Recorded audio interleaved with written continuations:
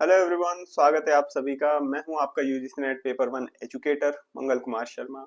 और आज हम बात करने वाले हैं कि जिन भी एस्पिरेंट्स का इस अटेम्प्ट में जीआरएफ क्लियर नहीं हुआ है तो क्या कुछ ऐसी गलती उन्होंने करी है और क्या कुछ स्ट्रेटेजी अब नेक्स्ट एग्जाम में उनकी होनी चाहिए कि जिससे कि अब की बार वो अपना जीआरएफ का सपना साकार कर सके। तो इस बार जो हमारा सक्सेस स्टोरीज का सेशन हुआ था वहां पे काफी सारे लर्नर्स जिनका नेट क्लियर हुआ है और जीआरएफ नहीं हो पाया, उन्होंने कुछ गलतियां बताई थी और उन सभी चीजों को कंपाइल करके ये एक सेशन मैं आप लोगों के लिए लेकर आया हूँ। काफी इंपॉर्टेंट सेशन है और उन्हीं की जुबानी है जिनका एग्जाम क्लियर हुआ है, उन्होंने क्या क्या मिस्टेक करी थी, किस तरीके से हम उसको रेक्टिफाई कर सकते हैं, ये सब चीजें हम जानने वाले हैं।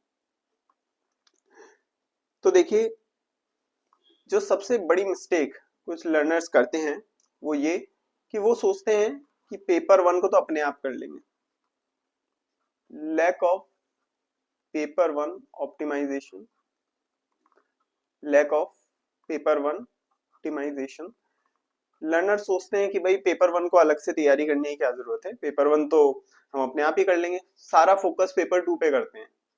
अब इसमें होता क्या है कि पेपर वन आपका 100 मार्क्स का वेटेज कैरी करता है, वन थर्ड वेटेज आपका पेपर वन का होता है। अगर आप इसको वैसे ही छोड़ दोगे तो आपका जेआरएफ क्लियर हो ही नहीं सकता। कट ऑफ आजकल कई एग्जाम्स में 200 से ऊपर जा रही है, ठीक है। तो जब आपकी जेआरएफ की कट ऑफ 200 से ऊपर जा रही है और 100 मार्क्स आप वैसे ही छोड़ के आ रहे हो और बचे हुए 200 में से भी आपके काफी मार्क्स कटने वाले हैं, तो कैसे आपका जेआरएफ क्लियर हो सकता है। तो ये बहुत ज्यादा जरूरी है कि आप पेपर वन को भी प्रॉपर जो उसकी इंपॉर्टेंस है वो दें। और पेपर वन आपका स्कोरिंग है, पेपर टू से ज्यादा आप पेपर वन में स्कोर कर सकते हैं, तो यह एक स्कोर बूस्टर आपके लिए हो सकता है। और ध्यान रखने वाली बात है कि चाहे आप पेपर वन से क्वेश्चन करो चाहे पेपर टू से क्वेश्चन करो, मार्क्स हर क्वेश्चन से आपको 2 ही मिलने वाले हैं, ठीक है। तो ऐसा कुछ नहीं सोच सकते कि भाई इसकी कम इंपॉर्टेंस है या उसकी ज्यादा इंपॉर्टेंस है, दोनों पेपर्स की अपनी अपनी इंपॉर्टेंस है। दूसरी जो बड़ी मिस्टेक मुझे देखने को मिली वो ये कि बच्चे रिवीजन करते हैं, रिवीजन के बाद रिवीजन करते हैं और उसके बाद भी रिवीजन ही करते हैं और कुछ हटके करने की नहीं सोचते। Over revision, over revision but under testing, but under testing. Revision करना जरूरी है लेकिन सही तरह से रिवीजन करना उससे भी ज्यादा जरूरी है। देखिए, आप कोर्स को कंप्लीट कीजिए, उसको रिवाइज कीजिए, लेकिन उसके बाद आपको क्वेश्चंस करने, क्वेश्चंस के साथ में आपका रिवीजन चलना चाहिए। क्वेश्चन करते समय जहां पर आपको प्रॉब्लम आ रही है, जिन टॉपिक से आपको प्रॉब्लम आ रही है, उसको आप फिर से जाके अपने नोट से रिवाइज कीजिए, ये सही स्ट्रेटेजी होती है। तो क्या करना है आपको, आपको लगाने हैं मॉक टेस्ट। मॉक टेस्ट लगाइए। अब मॉक टेस्ट आपकी इच्छा है यूनिट वाइज लगाइए, आपकी इच्छा है फुल लेंथ लगाइए, जैसे भी लगाइए, लेकिन बहुत ज्यादा जरूरी है। जो नए लर्नर्स हैं उनके लिए स्पेशली ये बात है कि जो नए लर्नर्स हैं वो मॉक टेस्ट को यूनिट वाइज लगाइए, यूनिट वाइज क्वेश्चन पे फोकस कीजिए, क्योंकि जो नए लर्नर्स हैं उन्होंने 2 यूनिट कंप्लीट करी है। अब अगर फुल लेंथ टेस्ट वो लगाएंगे, उन्हें क्या पता पीडीई में क्या आएगा, हायर एजुकेशन में क्या आएगा, ये तो बाद की यूनिट्स हैं, ठीक है। तो नए लर्नर्स के लिए जरूरी है कि वो यूनिट वाइज क्वेश्चंस को सॉल्व करें। हाँ, पुराने लर्नर्स जो है उनके पास ये एडवांटेज रहता है कि वो फुल लेंथ किसी भी टाइम लगा सकते हैं। अभी जैसे सेशन हमारा शुरू हुआ है, ठीक है, अभी सेशन के स्टार्टिंग में हमने 2 यूनिट्स कंप्लीट करी हैं, तो 2 यूनिट्स के ही क्वेश्चंस वो लगा सकते हैं। नए लर्नर्स को इस चीज का ध्यान रखना है। फिर बाद में जब कोर्स पूरा हो जाता है तब वो भी फुल लेंथ लगा सकते हैं और फुल लेंथ टेस्ट लगाना भी चाहिए। देखिए, फुल लेंथ टेस्ट लगाना भी जरूरी है। एक बार आपका कोर्स हो जाए उसके बाद फुल लेंथ लगाइए, आपको एक एक्सपीरियंस मिलेगा, रियल टाइम एक्सपीरियंस, की एग्जाम में बैठ के किस तरीके से आपको चीजों को डील करना है, किस तरीके से आपको अपना टाइम मैनेजमेंट बनाना है। तो ये सभी चीजें आपको समझ में आएंगी जब आप फुल लेंथ टेस्ट सीरीज लगाएंगे तब। दूसरी चीज जो मॉक लगाने से भी ज्यादा मैं कहूंगा इंपॉर्टेंट है वो है पीवाईक्यूज।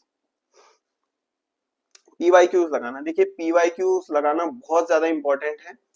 हमारे सक्सेस स्टोरीज में एक लर्नर थे हमारे जो सिर्फ पीवाईक्यूज लगा के उन्होंने एग्जाम क्लियर कर लिया, जीआरएफ क्लियर कर लिया। हालांकि मैं आपको ये नहीं कहूंगा कि आप भी ऐसा स्टंट कीजिए, प्रॉपरली पूरी क्लास लीजिए, कॉन्सेप्ट्स को समझिए और पीवाईक्यूज लगाइए, और उससे आपके कॉन्सेप्ट्स क्लियर होंगे। पीवाईक्यूज में आपको ये भी समझ में आएगा कौन से टॉपिक्स हैं जो बार बार रिपीट होते हैं। जब भी हम पीवाईक्यूज कराते हैं और कोई ऐसा टॉपिक आता है जो बार बार रिपीट हो रहा है, तो हम आपको बताते हैं कि भाई ये टॉपिक है जिससे बार बार क्वेश्चन पूछा जा रहा है। ठीक है, तो पीवाईक्यूज लगाना बहुत ज्यादा जरूरी है। पीवाईक्यूज लगाइए, इसी से आपको समझ में आएगा एग्जाम में हाल फिलहाल में किस तरीके के क्वेश्चन पूछे जा रहे हैं, अलग अलग तरह के क्वेश्चंस को किस तरह से अप्रोच करना चाहिए, ये सब आपको पीवाईक्यूज से समझ में आएगा। फिर नेक्स्ट मिस्टेक है स्टडिंग एवरीथिंग। स्टडिंग एवरीथिंग, जी हाँ। अब ये भी आप सोचोगे कि भाई सब कुछ पढ़ना गलत कैसे हो सकता है, तो अच्छी बात है, कोई बच्चा सब कुछ पढ़ रहा है। लेकिन बात यह है कि अगर आपको कॉम्पिटिटिव एग्जाम क्लियर करना है तो आपको सब कुछ नहीं पढ़ना है। मार्क माय वर्ड्स, कोई सा भी कॉम्पिटिटिव एग्जाम हो, अगर आप सब कुछ पढ़ने बैठ जाएंगे तो आपका एग्जाम क्लियर नहीं हो पाएगा। आपको ये क्लियर डिवीजन बनाना पड़ेगा कि भाई ऐसे बहुत सारे क्वेश्चन हैं जो एक बार पूछे जाते हैं और उसके बाद कभी नहीं पूछे जाते। ऐसे बहुत सारे टॉपिक्स होते हैं जिनसे एक बार कभी क्वेश्चन पूछ लिया गया और फिर कभी नहीं पूछा जाता। यूजीसी नेट के एग्जाम में भी ऐसा ही है। ऐसे बहुत सारे क्वेश्चंस हैं जो एक बार पूछे गए, जीके से रिलेटेड क्वेश्चंस हैं जो कभी पूछ लिए गए, बाद में दोबारा नहीं पूछे जाते। ठीक है, उन क्वेश्चंस को आइडेंटिफाई करना होगा। Identify outliers, identify outliers. अब ये कैसे पता चलेगा, ये जैसे अगर आप हमारे साथ पीवाईक्यूज करेंगे उसमें ही आपको समझ में आ जाएगा। प्लस जो एजुकेटर आपको पढ़ा रहा है उसको आइडिया है कि किस तरह के क्वेश्चन एग्जाम में पूछे जाते हैं, तो वो आउटलायर्स को छोड़ के ही आपको पढ़ाएगा। अब मान लीजिए आप पीवाईक्यूज सॉल्व करते हैं, अपनी तरफ से कोई बुक खरीद के कर रहे हैं, उसमें आप देखते हैं कि अरे ये क्वेश्चन तो आया हुआ है, सर ने तो ऐसे क्वेश्चन करवाई नहीं है। अगर फिर भी ऐसा लगता है तो आप डिस्कस कर सकते हैं, व्हाट्सएप का प्लेटफॉर्म तो है ही हमारा। ठीक है, उसके अलावा अगर जिस भी एजुकेटर को आप फॉलो कर रहे हैं वहां पे आप डिस्कस कर सकते हैं कि भाई ये क्वेश्चंस हैं, क्या ये क्वेश्चंस आप करवाने वाले हैं, क्या नहीं करवाने वाले, नहीं करवाने वाले तो क्यों नहीं करवाने वाले, जो भी क्लियर रीजन है वो आपको दे देंगे। अगर नहीं करवा रहे मतलब वो आउटलायर है और उसको करने की जरूरत नहीं है। फिर नेक्स्ट है कि रिवीजन की शीट्स आप लोग नहीं बनाते हैं। रिवीजन शीट्स, सर शीट्स में क्या क्या बनाना है, किस तरीके से रिवीजन की शीट्स बनती है। देखो रिवीजन की शीट में सबसे पहले तो आप लिखिए फॉर्मूले। रिवीजन की शीट्स बनाइए तो वहां पे फॉर्मूलों की एक शीट होनी चाहिए। अगर मैथमेटिकल रीजनिंग एंड एप्टीट्यूड वो यूनिट आप पढ़ रहे हैं तो आपको पता होगा कि बहुत सारे फॉर्मूले आते हैं। कोई अरिथमेटिक मीन का फॉर्मूला है, कोई टाइम डिस्टेंस एंड स्पीड का फॉर्मूला है, कोई बोट का फॉर्मूला है स्ट्रीम के डायरेक्शन में या स्ट्रीम के अपोजिट डायरेक्शन में। ऐसे बहुत सारे फॉर्मूले आएंगे, compound interest, simple interest, etcetera etcetera, तो बहुत सारे फॉर्मूले। अब ये फॉर्मूले आपको कैसे याद होंगे, ये तब याद होंगे जब आप फॉर्मूले की एक अलग शीट बनाएंगे, उसको दीवार पे लगाएंगे, सुबह उठेंगे, फॉर्मूले की शीट के हाथ जोड़ेंगे, हनुमान चालीसा की तरह उसको पढ़ेंगे और फिर अपना रूटीन कंटिन्यू करेंगे, तब जाके ये फॉर्मूले आपको याद होंगे, अदरवाइज याद नहीं होंगे। फॉर्मूले के एक ही तरीका है, बार बार रिविजन करना होगा। सर क्या फॉर्मूले ही ऐसी चीज है, नहीं और भी है। और क्या है, ग्लॉसरीज। ग्लॉसरीज बनाइए। ग्लॉसरी क्या होती है, एक शब्दावली, ऐसी इंपॉर्टेंट इसके अंदर टर्मिनोलॉजीज मेंशन कीजिए जो बार बार एग्जाम में पूछी जा सकती हैं। टर्मिनोलॉजीज हो सकती है, डेफिनेशंस हो सकती है इसके अंदर। ठीक है, ये सभी चीजें इसमें होनी चाहिए, आपके पास अलग से इसकी लिस्ट होनी चाहिए जो कि आप बार बार खोल के पढ़ सकें, चाहे पीडीएफ फॉर्मेट में हो, चाहे आपने वर्ड डॉक्यूमेंट में ये चीज बना रखी हो, चाहे हाथ से लिख के बना रखी हो, बुक के अंदर कोई लिस्ट गिवन हो। ठीक है, किसी भी तरीके से, लेकिन ये आपके पास होनी चाहिए। आईसीटी है जैसे हमारी एक यूनिट, उसके अंदर इतनी सारी टर्मिनोलॉजीज हैं, वो सारी टर्मिनोलॉजीज आपको पता होनी चाहिए। यहाँ से आप एस्केप नहीं कर सकते, यहाँ पे आप नहीं सोच सकते कि मैं नहीं पढ़ूं तो काम चल जाएगा, क्योंकि नहीं चलेगा। वो टर्मिनोलॉजीज आपसे मैचिंग में पूछी जा सकती है, आपसे इंडिविजुअल क्वेश्चन के डेफिनेशन में पूछी जा सकती है। ठीक है, किसी भी तरीके से पूछी जा सकती है, और ऐसा नहीं है कि कोई एक ही क्वेश्चन बनेगा, मल्टीपल क्वेश्चन हो सकते हैं। ग्लॉसरीज आपके पीडी के लिए भी हो सकती है, पीडी में भी बहुत सारी टर्मिनोलॉजीज हैं, इको हैबिटेट, ठीक है, कोई मान लीजिए ग्रीन हाउस इफेक्ट हो गया, तो इस तरीके से बहुत सारी टर्मिनोलॉजीज होती हैं जो आपको पता होनी चाहिए, उसकी एक लिस्ट आपके पास अलग से होनी चाहिए। देन ऐसी चीजें जो आप भूल जाएंगे, ऐसी बहुत सारी चीजें होती है जो रटने की होती है, जिसको बार बार पढ़ने की जरूरत है, छोटी छोटी चीजें लेकिन भूल सकते हैं, जैसे कि concepts and propounders, concepts and propounders, कौन सा कॉन्सेप्ट किसने दिया है ये आपको पता होना चाहिए। बुक्स एंड ऑथर्स, कौन सी बुक किसने लिखी है इसकी आपके ऊपर एक लिस्ट होनी चाहिए। और इंपॉर्टेंट डेट्स, इंपॉर्टेंट डेट्स, ये डेट्स भी आपको पता होनी चाहिए, ठीक है। अभी जैसे हायर एजुकेशन के अंदर जो कमीशन हैं वो कौन से कमीशन कब आए थे, इसकी अलग से आपके पास एक लिस्ट होनी चाहिए, ये बहुत ज्यादा इंपॉर्टेंट है। कुछ डिजास्टर्स इवेंट्स हुए हैं, शेरनोबिल हुआ है, ठीक है, जापान में हिरोशिमा नागासाकी के ऊपर एटॉमिक बॉम्ब गिरा था, कब गिरा था, ये सारी डेट्स आपको पता होनी चाहिए, क्योंकि एग्जाम में कई बार पूछी गई हैं, रिपीटेटिवली पूछी जाती हैं और बार बार पूछी जाती है, तो ये इंपॉर्टेंट डेट्स की अलग से एक शीट आपको प्रिपेयर करनी है जो आपको बार बार रिवाइज करनी है।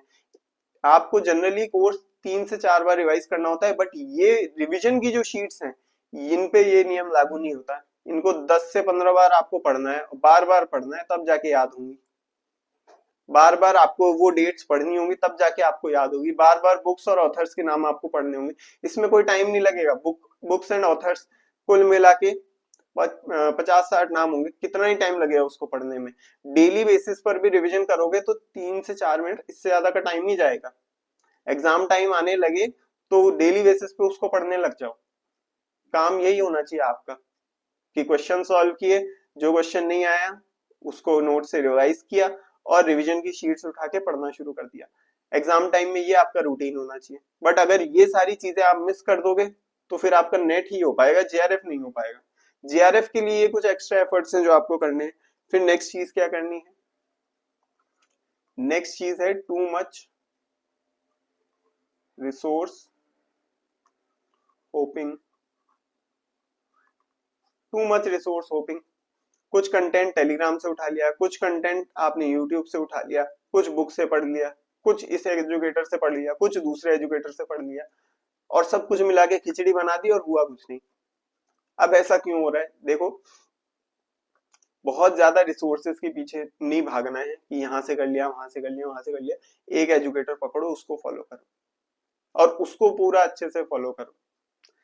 एक एजुकेटर नहीं, आपको 2 एजुकेटर फॉलो करने हैं तो 2 कर लो, लेकिन 4, 5, 6 उसका कोई फायदा नहीं है। बेस्ट तो ये आप एक ही एजुकेटर को ले और उसको पूरी तरीके से फॉलो करो।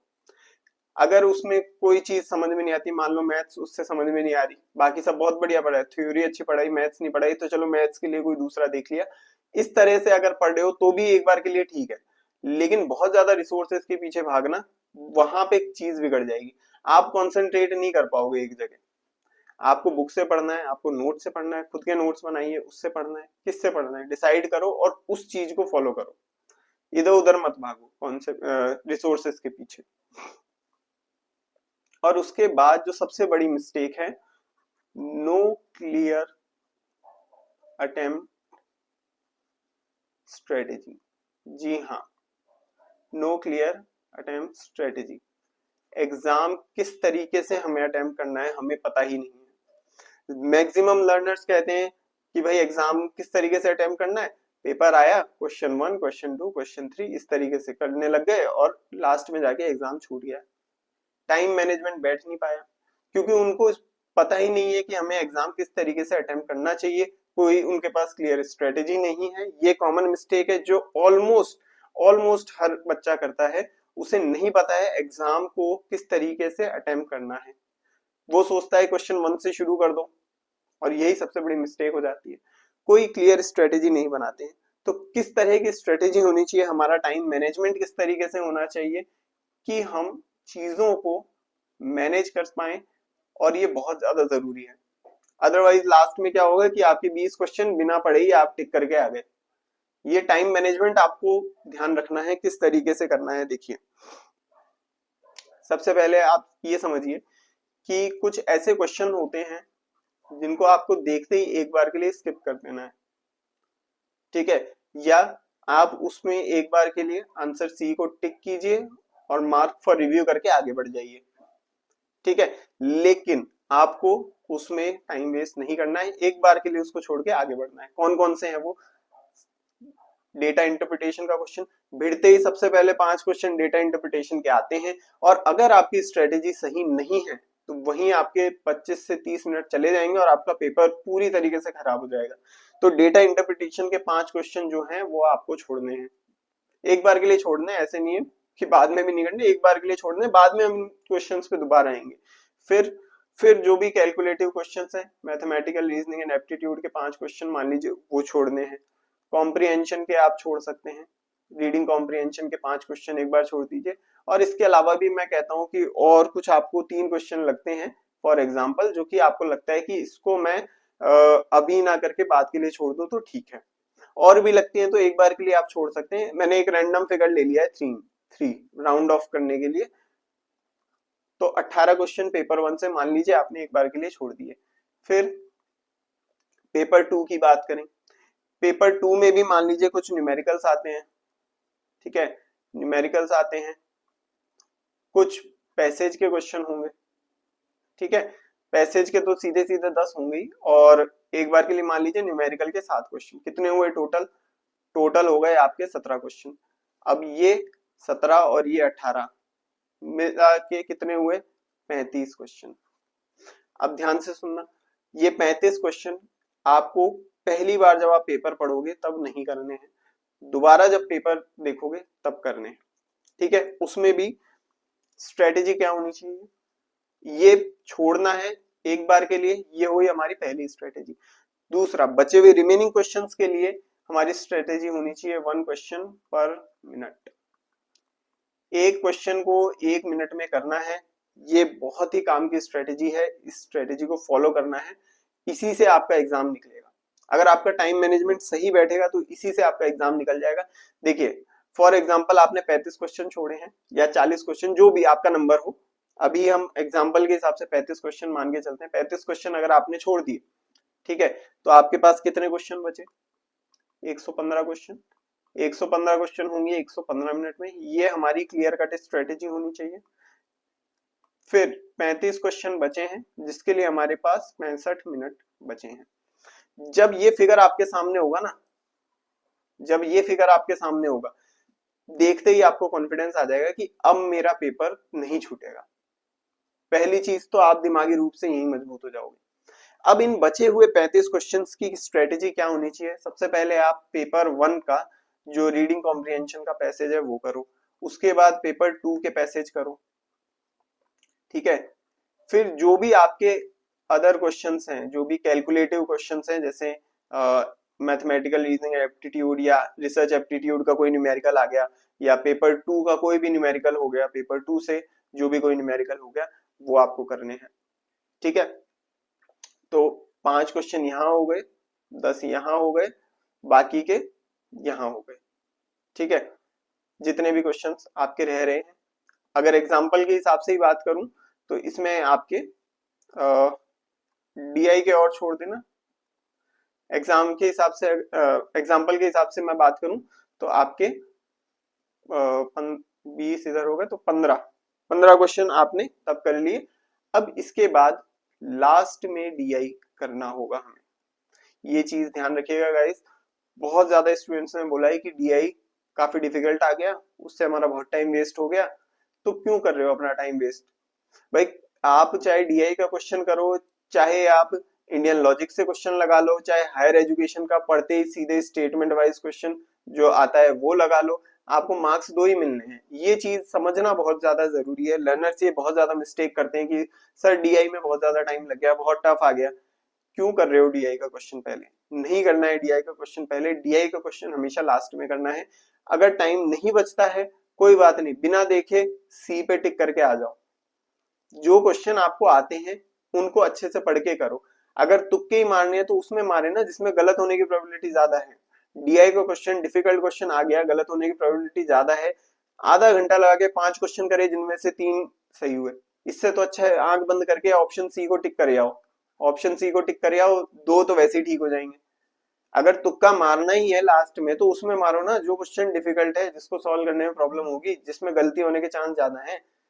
बेटर स्ट्रेटेजी है कि पहले वो क्वेश्चन करो जो हमें आते हैं, जो हम 1 मिनट के अंदर देख के ही कर सकते हैं, वो क्वेश्चंस को पहले अटेम्प्ट करो, बाद में कैलकुलेटिव क्वेश्चंस करो, पैसेज के क्वेश्चन करो, और DI का क्वेश्चन तो हमेशा लास्ट में करो। ये सिंपल सी स्ट्रेटेजी है, ये टाइम मैनेजमेंट की स्ट्रेटेजी है, ये एग्जाम अटेम्प्ट करने की स्ट्रेटेजी जो आपको फॉलो करनी चाहिए, और इससे डेफिनेटली आपका एग्जाम बेहतर होगा। और जिनका PhD हुआ है उनका नेट हो सकता था, जिनका नेट हुआ है उनका JRF निकल सकता था, अगर उन्होंने ये स्ट्रेटेजी फॉलो की होती। तो आई होप ये सभी चीजें आपको समझ में आई होंगी। अब इसके बाद एक चीज और याद रखिए, पेपर 1 के हमारे बैचेस जो हैं शुरू हो चुके हैं।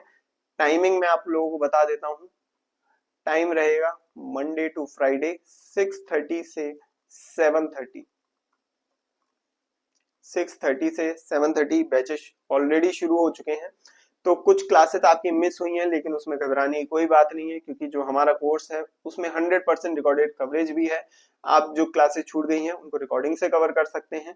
अपने डाउट्स हमसे डाउट क्लियरिंग सेशन में पूछ सकते हैं, नहीं तो व्हाट्सएप पर आप हमारे से डाउट्स पूछ सकते हैं। हमारी doubt solving team with in 24 hours आपको रिप्लाई करती है। नोट्स जो आपको प्रोवाइड करे जाते हैं उसमें मैं आपको बता दूं, हमारा कोर्स हिंदी और इंग्लिश दोनों मीडियम्स में चलता है, बाइलिंगुअल चलता है। ऐसा नहीं है कि PDF में सिर्फ आपको नोट्स दे दिए जाएंगे हिंदी में, प्रॉपर टर्मिनोलॉजीज के साथ, पूरे एक्सप्लेनेशन के साथ आपको हिंदी और इंग्लिश दोनों ही लैंग्वेजेस में यहाँ पे पेपर 1 पूरी तरीके से एक्सप्लेन किया जाता है। साथ ही प्रीवियस ईयर क्वेश्चंस का डिटेल एनालिसिस यहाँ पे किया जाता है, और आपको समझ में आएगा एग्जाम में किस तरह के क्वेश्चंस पूछे जा रहे हैं, ट्रेंडिंग क्वेश्चंस क्या है, इंपॉर्टेंट क्वेश्चंस क्या है, और क्वेश्चंस को किस तरीके से अप्रोच करना सही स्ट्रेटेजी होगी। आपकी प्रैक्टिस के लिए यूनिट वाइज क्विज आपको प्रोवाइड किए जाते हैं, और एक सर्टिफिकेट भी आपको प्रोवाइड किया जाता है जब आप हमारा कोर्स ज्वाइन करते हैं। अगर आप पेपर 2 इकोनॉमिक्स के स्टूडेंट हैं और चाहते हैं पेपर 1 और पेपर 2 एक साथ एक ही जगह से आपको कोर्स मिल जाए, तो आप बिल्कुल सही प्लेटफॉर्म पर आए हैं। जी हाँ, MS स्टडी गुरु इंडिया का लार्जेस्ट प्लेटफॉर्म है इकोनॉमिक्स के लिए, जहाँ पे हम CUET economics, UGC net economics, assistant professor और Indian economic service, RBI grade B etcetera etcetera सभी तरह के इकोनॉमिक्स से रिलेटेड एग्जाम की तैयारी हम करवाते हैं। तो बिल्कुल सही प्लेटफॉर्म पर आप आए हैं, लिंक आपको डिस्क्रिप्शन में मिल जाएगी, आप कोर्स को ज्वाइन कर सकते हैं। तो मिलते हैं आपसे क्लास में, और ये स्ट्रेटेजीज आपको पसंद आई हो तो यूज कीजिए, अपने दोस्तों के साथ शेयर कीजिए, बिकॉज शेयरिंग इज केयरिंग। तो मिलते हैं आपसे क्लास में। Thank you very much.